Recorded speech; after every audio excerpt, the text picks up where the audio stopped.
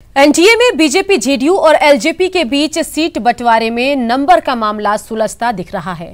सूत्रों से जो खबर आ रही है उसके मुताबिक अब पेच पसंद की सीटों पर फंसा है। जेडीयू और बीजेपी और साथ ही एलजेपी की पारंपरिक सीटों पर दावा ठोककर, जी हां, हम बात कर रहे हैं जेडीयू की, जिसने बीजेपी और एलजेपी की पारंपरिक सीटों पर दावा ठोका है। बीजेपी की मुश्किल भी बढ़ी हुई है। एनडीए में अब मामला सुलझाने की जिम्मेदारी बीजेपी पर है।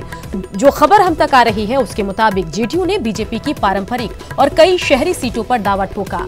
जो खबर है उसके मुताबिक ये भी आपको बताएं कि जेडीयू दीघा, बाढ़, बक्सर, सासाराम, भभुआ, संदेश, अगियाव, संदेश और पालीगंज विधानसभा सीट समेत कई पर अपना दावा ठोक दिया है।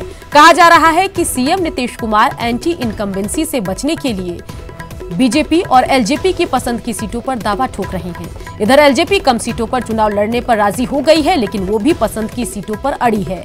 सूत्रों के हवाले से जो खबर है उसके मुताबिक चिराग पासवान ये चाहते हैं कि उन्हें अपनी सीट चुनने की आजादी मिले।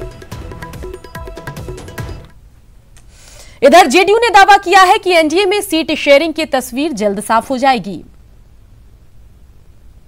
मुझे लगता है राष्ट्रीय जनतांत्रिक गठबंधन और बिहार के लोकप्रिय मुख्यमंत्री नीतीश कुमार जी की सरपरस्ती में, उनकी अगुवाई में, उनके नेतृत्व में एनडीए को जो मनोवैज्ञानिक बढ़त है, उसमें जैसे ही सीटों का ऐलान होगा, उम्मीदवार जब क्षेत्र में बने हुए हैं, अपना काम कर रहे हैं, पार्टी लगातार जनता के बीच है, तो फिर ये विलंब का कोई सवाल बहुत ज़्यादा मुश्किलें खड़ा करने वाला। जेडीयू कार्यालय में मिलन समारोह का आयोजन किया गया। रिटायर्ड एडीएम खुर्शीद अकबर, फौजी कामेश्वर गिरी समेत कई लोग आज जेडीयू में शामिल हुए। कार्यकारी अध्यक्ष अशोक चौधरी ने इन लोगों को पार्टी की सदस्यता दिलाई। एक तो गिरी जी हमारे आर्मी से प्री मैच्योर वीआरएस लिए हैं और वो पार्टी ज्वाइन किए हैं नीतीश जी में आस्था व्यक्त करते हुए, और दूसरा हमारे खालिद अकबर अंसारी साहब हैं, ये बिहार प्रशासनिक सेवा के पदाधिकारी थे। कटिहार के प्राणपुर में महानंदा नदी का कहर जारी है। जौनिया गांव में पानी भरा है। ग्रामीणों को कोई मदद नहीं मिल रही है। यही कारण है कि ग्रामीण जुगाड़ से नाव से, जी हां, जुगाड़ की नाव से सुरक्षित स्थानों की ओर जा रहे हैं। आप तस्वीर जरा देखिए और इससे साफ पता लगता है कि कैसे मवेशियों को चारा खिलाने वाले नाद में बैठकर लोग सुरक्षित स्थानों पर जा रहे हैं। इस तरह से दरिया पार करने में कभी भी हादसा हो सकता है। संवाददाता सुब्रत गुहा की आप ये रिपोर्ट देखिए। बाढ़ की विभीषिका के बीच ये कटिहार प्राणपुर जौनिया की तस्वीर है। लोग जब नाव नहीं मिला तो नाद के सहारे ही अब घर तक की सफर पूरा कर रहे हैं। क्या परेशानी है, आइए लोगों से बात करते हैं। क्या परेशानी? बहुत परेशानी है। लहान नहीं है, वो को विस्तार नहीं है, आने में यहाँ दिक्कत हो रहा है और खाने नहीं मिलता है।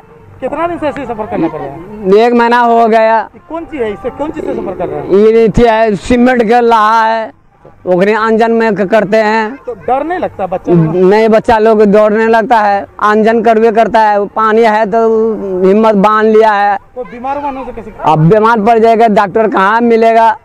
तो जैसे कि देख रहे हैं, लोग बता रहे हैं कोई उपाय नहीं है। लोग चाहते हैं कि नाव की व्यवस्था हो, लेकिन उपाय नहीं रहने के कारण इसी तरह जान जोखिम में डालकर हर रोज सफर पूरा करना पड़ता है। सुब्रत, न्यूज़ 18, कटिहार। मुजफ्फरपुर में बाढ़ के पानी में डूबने से 2 लोगों की मौत हो गई। घटना औराई थाना क्षेत्र के घनश्यामपुर की है। एनडीआरएफ की मदद से एक का शव निकाल लिया गया है, जबकि दूसरे की तलाश अब भी चल रही है। बताया जा रहा है कि पहले पंकज नाम का लड़का लखनदेई नदी में डूब गया। बाद में नदी के पास ग्रामीणों की भीड़ जमा हो गई।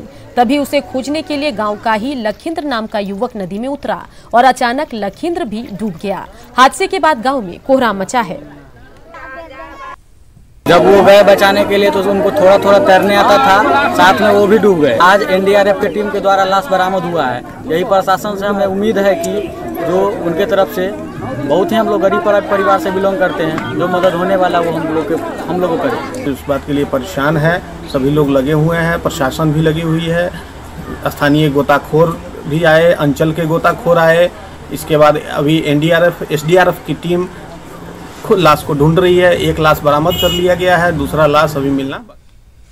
चलिए बढ़ते आगे, जहां बिहार महिला आयोग में 31 अक्टूबर के बाद किसी मामले की सुनवाई नहीं होगी, क्योंकि आयोग की अध्यक्ष समेत 7 सदस्यों का कार्यकाल 31 अक्टूबर को खत्म हो रहा है। ऐसे में जब तक आयोग का पुनर्गठन नहीं होगा तब तक किसी केस की सुनवाई नहीं होगी। फिलहाल नए मामले को रजिस्टर किया जा रहा है, लेकिन सुनवाई की तारीख जनवरी फरवरी दी जा रही है। वहीं इस बीच आयोग अपने कार्यकाल में आए कई महत्वपूर्ण केस का निपटारा 31 अक्टूबर के पहले करने में जुटा है। बता दें कि आयोग का पुनर्गठन अब चुनाव प्रक्रिया खत्म होने और नई सरकार बनने के बाद ही होगा। 31 अक्टूबर को हम लोग का